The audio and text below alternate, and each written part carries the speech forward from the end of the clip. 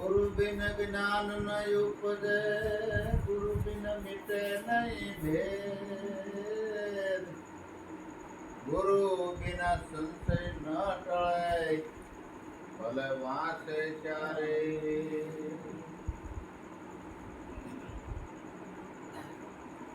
तोरल के साणा ने समझना, जेना हाड में न होय हलकी વાત, એને મળવામાં મોડું ન કરીએ, જાય સરગાપુરનો સાથ। આ જગતમાં જન્મ મળ્યો ન મળ્યો માનવનો અવતાર, આત્મ રામ ઓળખ્યા નહીં તો એળે ગયો અવતાર। ભજનથી ભવસાગર તરીએ રે, એ ભજન કરીએ રે। ભજનથી ભવસાગર તરીએ રે, એ ભજન કરીએ રે। સંસાર છે વાદળની છાયા, એની તમને લાગી માયા, અમર નથી આ કાયા રે, ભજન કરીએ। ભજનથી ભવસાગર તરીએ રે, એ ભજન કરીએ। પડ્યું રહેશે અહીંયા ડાણું, ભર્યું એ ભોજનનું ભાણું। પડ્યું રહેશે અહીંયા ડાણું, ભર્યું એ ભોજનનું ભાણું। એ જ આવી જાશે તારું ટાણું રે, એ ભજન કરીએ।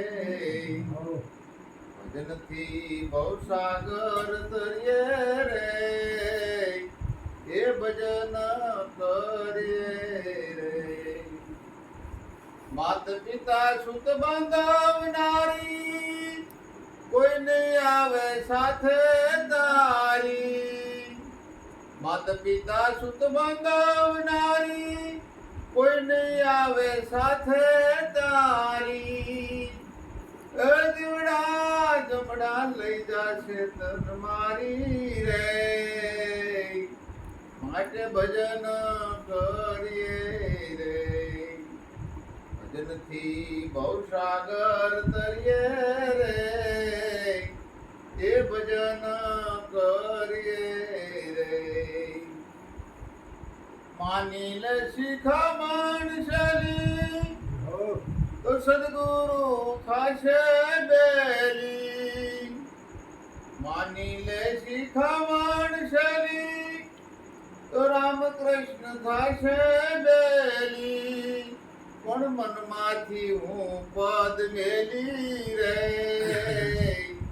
એ ભજન કરીએ રે। ભજનથી ભવસાગર તરીએ રે, એ ભજન કરીએ રે। આવું કેસે જીવણ દાસી, બદલે તું વૈકુંઠવાસી। સદગુરુ છોડાવે મોતની ફાંસી રે, એ ભજન કરીએ રે।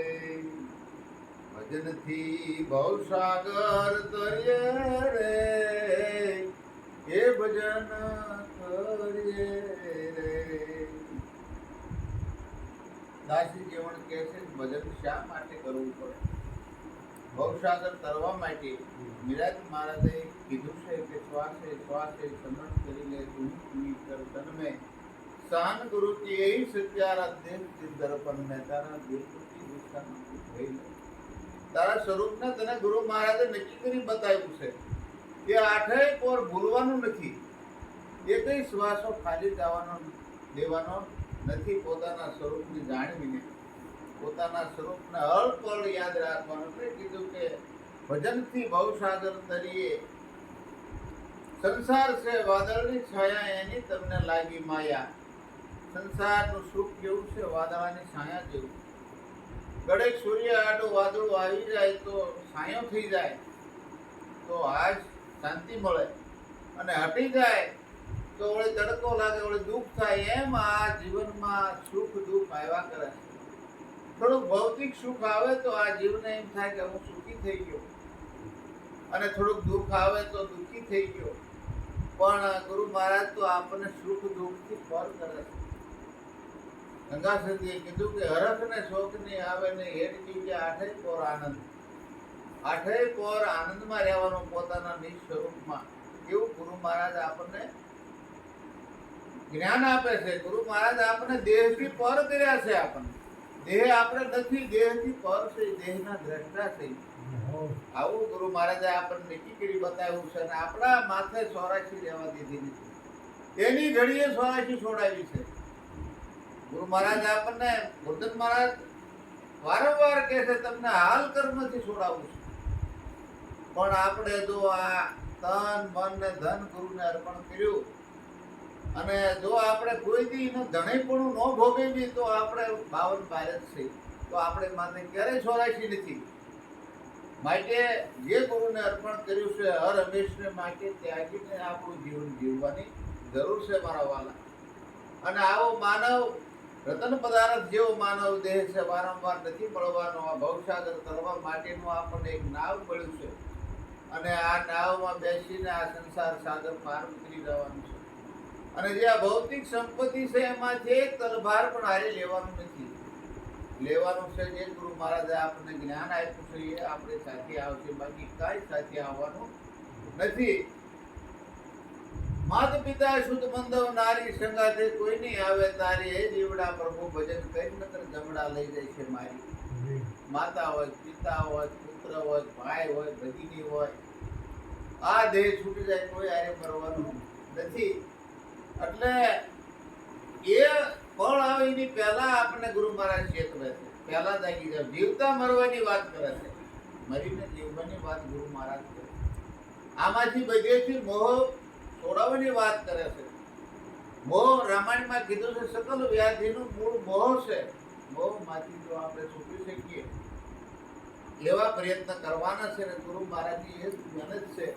ગુરુ ઓર પારસ में बड़ा अंतरा जान, પારસ લોઢાને દર્શન કરે ગુરુ કરે આપ સમાન. ગુરુ કે એમ કરી, ગુરુ આપણને જે રસ્તો બતાવે એ પ્રમાણે હાલી તો ગુરુ એની જેવા બનાવી દે આપણને. એમાં કોઈ શંકા નથી. માટે માની લે શિખામણ શેલી તો રામકૃષ્ણ પણ થાય છે તારા મેલી, પણ મનમાંથી મૂક જ મેલી દેવાનું. મહારાજ કહે છે કે હરિની માયા છે, તમે હરિને મટી દો. આ બસકો બધો મેટી દો અને પોતાના નિજ સ્વરૂપને ઓળખી લ્યો તો આ ભવસાગર પાર છેડે ઉતરી જવાય છે મારા વાલા. આવું કહે છે જીવન દાસી, ભજી લે તું વૈકુંઠ વાસી. સદગુરુ છોડાવે મોતની ફાંસી. આપણે માથે જન્મ મરણ મટાડી દેશે, જન્મ મરણનો દાવો છોડાવી દે. એવું ગુરુ મહારાજની શક્તિ છે. એવા ગુરુ મહારાજ જો પૂર્ણ મળી ગયા આપણને તો આપણે ભવસાગર પાર અવશ્ય ઉતરી ગયા માનો. અને ગુરુના વચનમાં દ્રઢ વિશ્વાસ રાખવાનો. અને જ્યાં સુધી ગુરુ મહારાજના વચનમાં નહીં રહી ત્યાં સુધી આ જ્ઞાન આપણા જીવનમાં ઉતરશે નહીં. કહેવા માત્રનું નથી. કેણી ખાંડ મિશ્રી લેણી તાતા લો, કેણી કેમ લેણી પાડે એવા વીર લાખો. જેટલા ગુરુ મહારાજ કે એ પ્રમાણે વર્તન કરશું તો આપણે આ ભવસાગર સહેજે પાર ઉતરી જઈશું. ગુરુ મહારાજની કૃપા હર હંમેશને માટે આપણે તો વસ્તી જઈશું. એવું સદગુરુ મહારાજનું બહુ જ્ઞાન છે, અને એ આપણને બતાવી દીધું છે. હવે આપણે એ રસ્તે હાલવાનું છે. ગુરુ મહારાજ આપણે તૈયાર કોળીઓ આપ્યો છે મોઢામાં, પણ ઉતારવો તો આપણે પડશે. માટે સરસ મજાનો ગુરુ મહારાજે આપણને ઘણો સત્સંગ આપવાના છે. અને ગુરુ મહારાજની યાદીમાં આપણે બોલી બહુ વ્યાજબી નહીં, પણ છતાં એની કૃપાથી આપણે થોડુંક બોલી શકીએ છીએ. અને સૌને સદગુરુ મહારાજ પરમાત્માની પ્રાપ્તિ થાય અને અલગ 84માંથી છૂટે એવી પ્રાર્થના સાથે બોલો સદગુરુ મહારાજ.